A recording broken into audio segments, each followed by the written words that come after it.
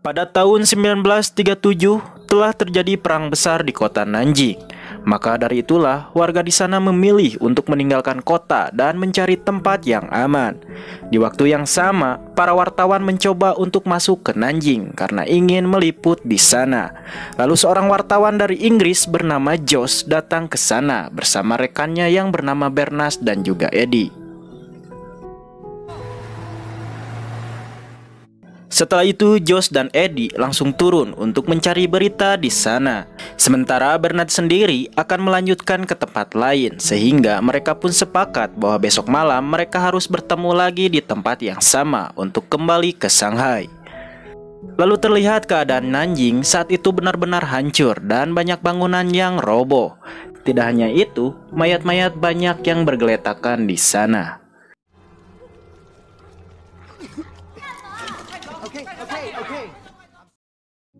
Kemudian saat Josh menulis laporan, tiba-tiba ia mendengar keributan tentara Jepang di luar sana. Dan ternyata tentara Jepang sedang mengumpulkan ratusan warga sipil di lapangan. Terlihat semua warga sipil itu kebingungan, namun tiba-tiba mereka semua berteriak histeris karena ternyata mereka semua ditembak secara brutal hingga meninggal.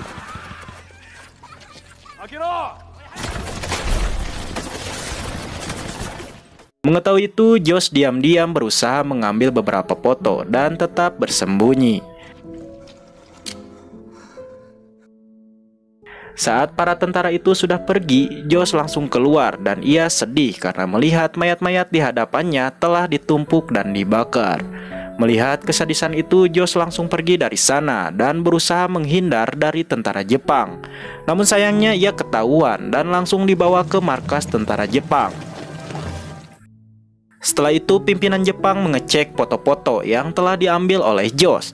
Di sana, pimpinan tidak mau foto-foto kekerasannya tersebar luas ke luar kota, sehingga ia pun menyuruh pasukannya untuk membunuh Josh dengan cara dipenggal.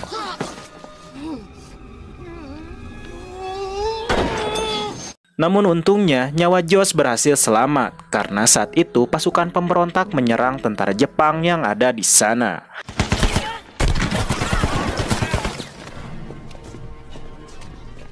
Lalu di tempat persembunyian, Josh dengan pimpinan pemberontak itu yang bernama Chen saling berkenalan dan bercerita satu sama lain. Di sini Chen menanyakan mengapa Josh bisa tertangkap oleh tentara Jepang. Mendengar itu, Josh pun menjelaskan kalau ia telah memfoto para tentara Jepang saat sedang melakukan eksekusi kepada warga sipil. Setelah itu, Chen berniat membawa Josh untuk menuju konsulat Inggris dengan harapan Josh bisa keluar dari Nanjing dan mengabarkan kepada dunia tentang situasi yang terjadi di sana. Namun situasi berubah ketika mereka berdua melihat Bernes dan juga Eddie ternyata telah tertangkap dan dieksekusi di hadapan mereka berdua secara brutal. Mengetahui itu, mereka pun dalam bahaya dan memutuskan untuk kabur dengan cara melompat ke sebuah sungai. Pada saat itu, Josh sempat tertembak di pinggangnya, namun untungnya mereka berhasil lolos dan sampailah di sebuah tempat yang aman. Lalu Josh dirawat oleh seorang perawat bernama Lee Merson, yaitu seorang relawan dari Shanghai. Di sana Chen memberitahu bahwa dia akan pergi kembali menuju garis depan. Mendengar itu, Josh memintanya untuk ikut. Namun Chen menolaknya dan menyuruh Josh beristirahat di tempat yang aman, yaitu kota Huangzi, sampai keadaannya benar-benar pulih. Sebelum berpisah, Chen menjelaskan dulu kepada Josh mengenai rute menuju Huangzi. Di tengah-tengah obrolan, datanglah tentara-tentara Cina yang akan melakukan wajib militer di sana. Namun saat akan berangkat menggunakan kereta, tiba-tiba pihak Jepang melakukan penyerangan melalui pesawat tempurnya.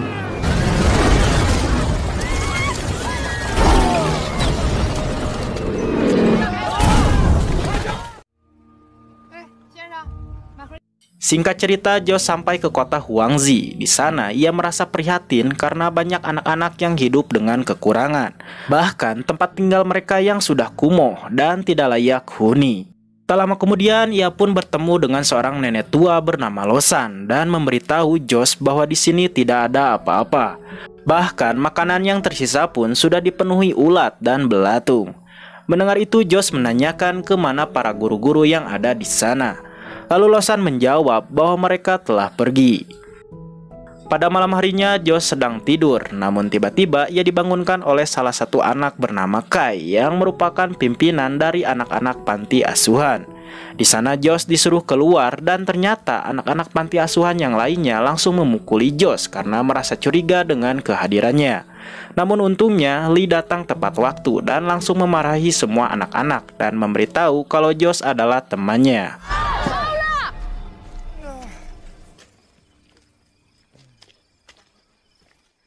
Setelah itu, Josh, Lee, dan seorang nenek bekerja sama untuk membantu para anak-anak menyediakan makanan, termasuk membersihkan tempat tidur yang sudah dipenuhi kutu.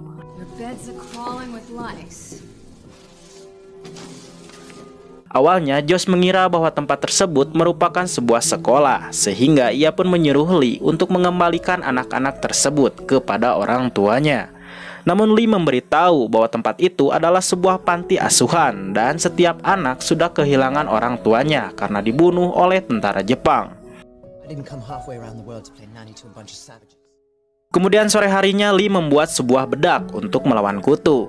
Di sana Josh juga ikut membantu dengan cara mempraktekkan cara pemakaian bedak itu agar bisa dipahami oleh anak-anak.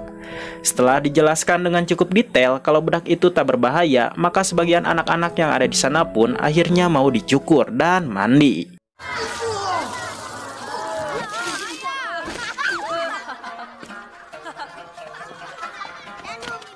Keesokan harinya, Lee telah bersiap pergi untuk mengunjungi beberapa tempat perawatan lainnya. Di sana, ia menyuruh Josh untuk tetap tinggal dan merawat anak-anak. Mendengar itu, tentu saja Josh menolaknya karena ia tidak mau mengurus anak-anak yang tidak ia kenal. Namun Lee menjelaskan kalau anak-anak membutuhkan seseorang yang bisa mengurus mereka. Ia juga telah memberi jatah beras untuk 3 minggu dan selebihnya nanti Josh harus berusaha sendiri untuk memberi mereka makan. Awalnya Josh memilih untuk pergi saja dan menghiraukan anak-anak. Namun tiba-tiba ia memutuskan untuk kembali karena kasihan kepada anak-anak. Dan pada hari itu juga Josh langsung memperbaiki beberapa kerusakan yang ada di panti. Namun si Kai dan beberapa temannya kembali berulah dan langsung merusak kertas-kertas yang tadinya digunakan untuk menutup angin agar tak masuk ke kamar mereka. Melihat itu Josh tetap sabar dan berusaha untuk tak memperdulikannya. Berbeda dengan anak-anak yang lain, mereka terlihat penasaran dengan apa yang dilakukan oleh Josh. Lalu Josh berusaha memperbaiki generator listrik. Di sana terlihat semua anak-anak penasaran dan melihat bagaimana Josh memperbaiki generator itu. Bahkan salah satu anak panti yang bernama Ching merasa senang ketika Josh meminta untuk ikut membantunya.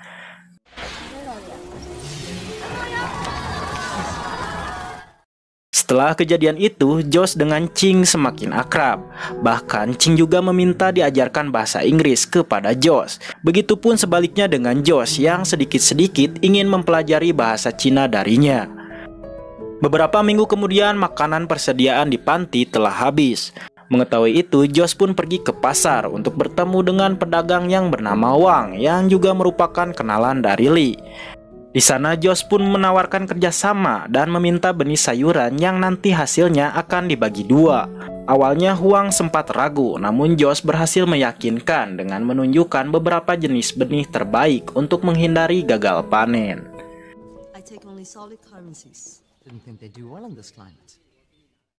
Sepulang dari sana, Josh langsung menanam sayuran yang tadi diberikan oleh Huang. Tidak hanya itu, beberapa anak panti juga ikut membantunya. Hari demi hari tidak terasa, ternyata sayuran yang mereka tanam sudah tumbuh dengan baik. Lalu malam harinya Lee datang ke panti dan ia langsung bangga ketika melihat anak-anak sedang belajar bahasa Inggris di sana. Namun tiba-tiba lampu mati dan setelah dicek ternyata si Kai pelakunya. Melihat itu Josh pun berusaha mencegahnya, namun sayang sekali semuanya terlambat. Lalu di sana Josh tidak sengaja menemukan foto keluarga Kai dan menurut Lee, si Kai ini menjadi bandel karena ia masih sangat kesal dengan kepergian orang tuanya yang telah dibunuh sangat sadis oleh tentara Jepang. Di pagi harinya, Josh kembali memperbaiki generator listrik. Namun tiba-tiba datang seorang teman Sky yang ingin membantunya.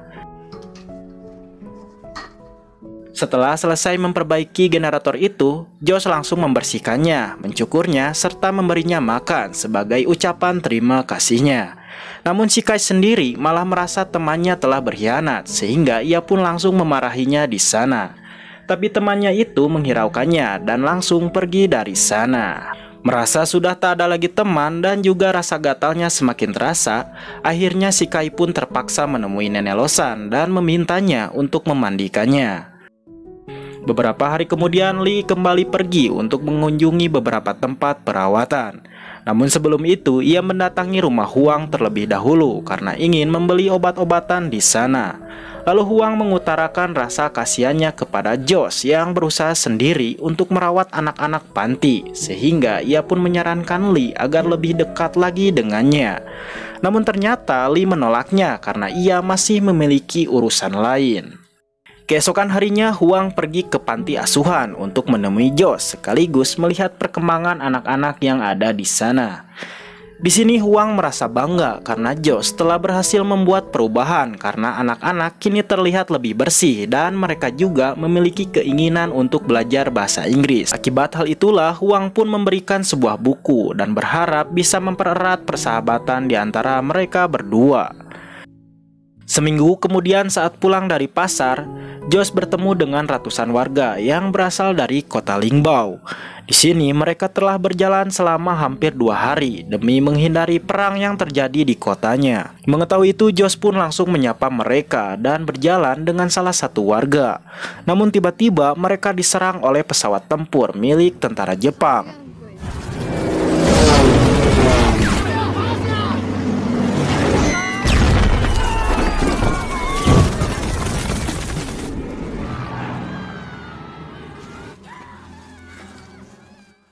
Lalu terlihat keadaan di kota Linggo ternyata sudah kacau. Tidak hanya itu, Lee yang ada di sana tampak begitu kerepotan untuk mengobati para tentara Cina yang sudah terluka.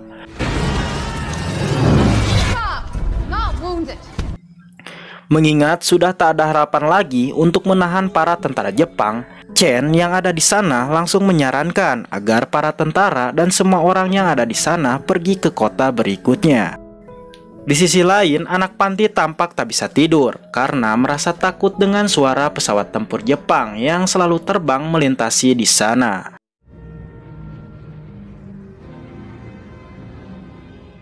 Setelah itu, Chen menemui Josh dan memberitahu kalau Lingbao sudah dikuasai oleh Jepang. Mendengar itu, Josh menjadi khawatir karena takutnya Jepang tak lama lagi akan sampai ke tempat mereka. Tidak hanya itu, kekhawatirannya semakin bertambah karena pada siangnya pihak tentara Cina memanggil Josh dan menyampaikan kalau panti asuhan akan diambil alih oleh mereka untuk dijadikan sebuah markas. Bahkan tentara Cina menyuruh anak-anak panti untuk ikut wajib militer.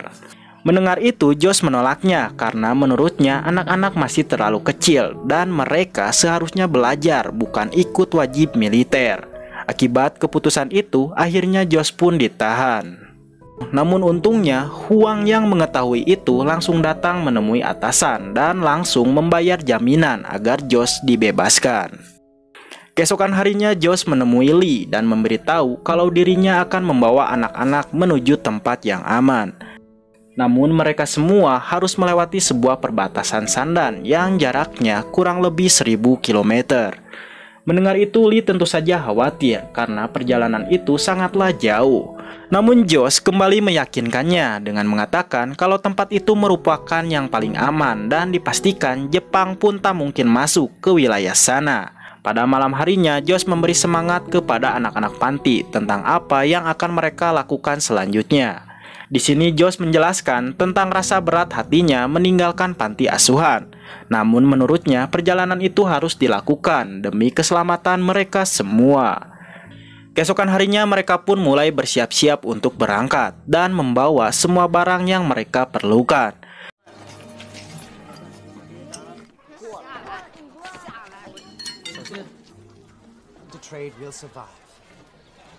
Namun Ching terlihat sangat berat untuk meninggalkan panti. Bahkan ia pun kebingungan dan melamun seorang diri di sana. Di waktu yang sama, Josh menemui Huang terlebih dahulu karena ingin menyampaikan salam perpisahan kepadanya. Saat semua sudah siap dan akan berangkat, tiba-tiba Josh mendapati kalau seorang anak bernama Yulin menghilang. Ia pun langsung mengelilingi pantai dan berusaha mencarinya. Tak lama kemudian ia pun berhasil menemukan Yuli yang sedang termenung sendiri di pojok gudang. Dan yang paling mengejutkan, ternyata anak yang bernama Jin telah gantung diri di sana.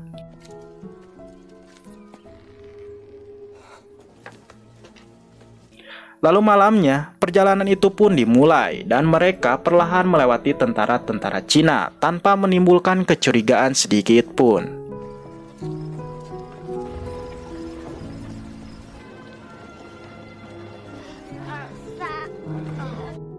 Saat mereka sudah berjalan agak jauh, tiba-tiba Chen memilih Shikai untuk melakukan penjagaan, sekaligus memberinya senjata.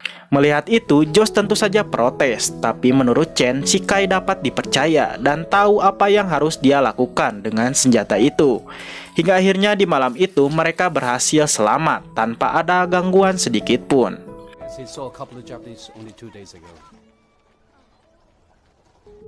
Lalu pada malam kedua, mereka memutuskan untuk beristirahat di sebuah pemukiman kosong. Namun tiba-tiba terlihat dua tentara Jepang yang sedang melakukan patroli di sana. Dan untungnya, Chen dan Shikai berhasil mengalahkan dua tentara itu. Setelah itu mereka memasukkan kedua tentara itu ke dalam satu ruangan.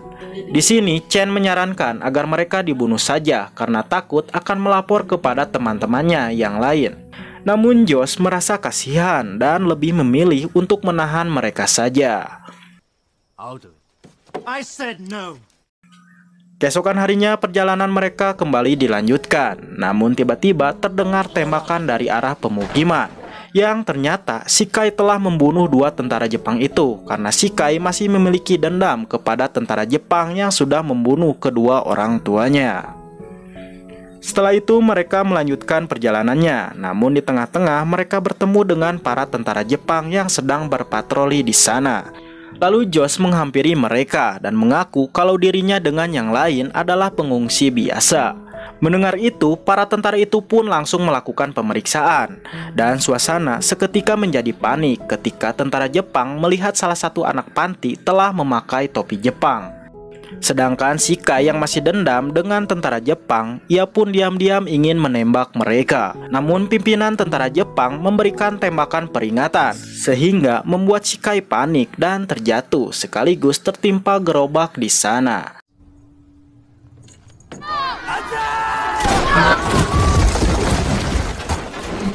Setelah itu para tentara Jepang itu pun pergi karena merasa Josh dan yang lainnya memang seorang pengungsi. Sedangkan Shikai mengalami luka yang cukup parah dan ia pun meninggal. Keesokan harinya mereka langsung memakamkan Shikai dan terlihat anak-anak panti begitu sedih, apalagi ketika Chen memberikan beberapa tembakan penghormatan atas keberanian Shikai yang berusaha menyelamatkan mereka.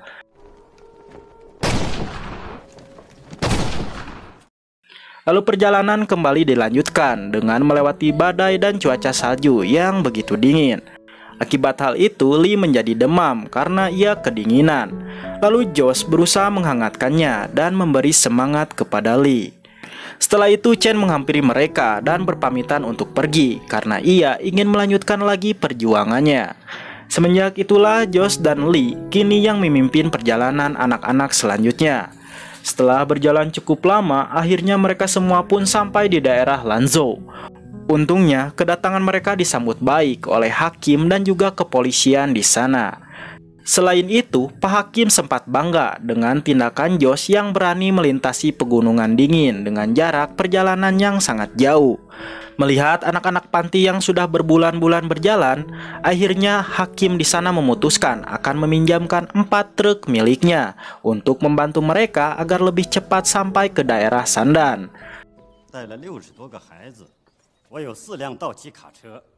Setelah semalaman beristirahat di Lanzhou, kali ini mereka melanjutkan kembali perjalanan dengan 4 truk. Di tengah-tengah perjalanan, Salah satu ban truk rusak dan harus diperbaiki. Namun tidak lama angin puting beliung datang dan menyerang mereka semua.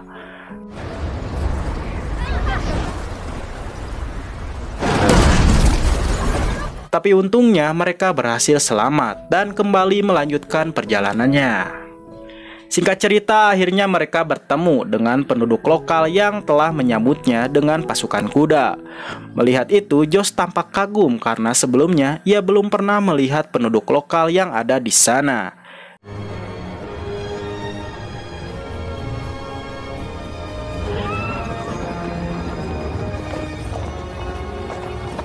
Tidak hanya itu, mereka sangatlah baik dan menyarankan Josh untuk tinggal di sebuah biara kosong.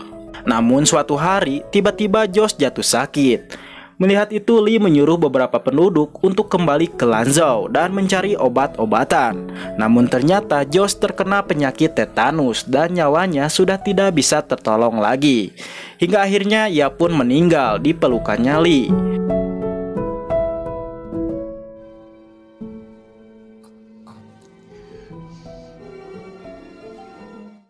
Keesokan harinya Josh dikuburkan di hadapan anak-anak panti. Terlihat mereka semua sangat sedih atas kepergian seseorang pahlawan yang telah mengurus dan mengajarkan mereka. Setelah itu mereka pun memutuskan akan tinggal di sana.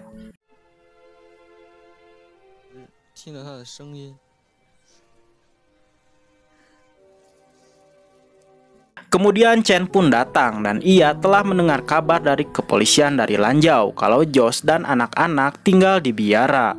Di sana ia juga kembali mengajak Lee untuk membantu mengobati para tentara yang terluka. Namun Lee menolaknya karena ia ingin meneruskan keinginan Josh untuk menjaga anak-anak. Di akhir film terlihat kesaksian beberapa anak panti yang kini sudah tua. Di sana mereka sangat berterima kasih atas jasa Josh yang telah menyelamatkan dan juga mengurus mereka semua. Dan film pun selesai.